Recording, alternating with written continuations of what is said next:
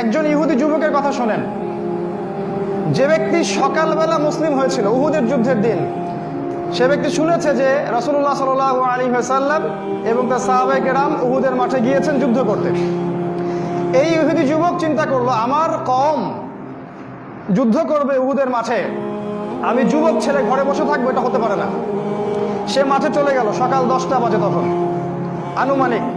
সে মাঠে গিয়ে আগে বলল সাহাবীদেরকে, আমি কি আগে যুদ্ধ করব না আমি আগে ইসলাম কবুল করব? সাহাবীরা বলল, আগে তুমি ইসলাম কবুল করো, সাক্ষী দাও কালিমার, তারপরে যুদ্ধ করো। সে ইহুদি যুবক, সে কিন্তু ইহুদি যুবক, সে কালিমা সাক্ষ্য দিল লা ইলাহা ইল্লাল্লাহ ওয়া মুহাম্মাদার রাসূলুল্লাহ।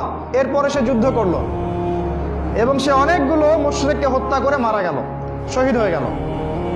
আমাদের নবী সাল্লাল্লাহু আলাইহি ওয়াসাল্লাম যখন এই যুবকটার লাশ দেখলেন উহুদের মাঠে, তিনি বললেন, এখানে কিভাবে আসলো?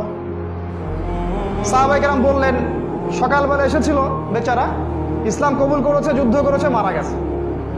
নবীজি বললেন, আমিলা কলিল ওয়া উজিরা কাসীর। এই ব্যক্তি খুব অল্প আমল করেছে কিন্তু বড় পুরস্কার পেয়ে গেল। একটা কথা বোঝেন, এই ব্যক্তি আল্লাহ পাককে একটা সেজদাও করতে পারে নাই। এই ব্যক্তি এক ওয়াক্ত সালাত আদায় করে নাই, একটা সওমও রাখে নাই, যাকাতও দেয় নাই, সাদাকাও করে নাই।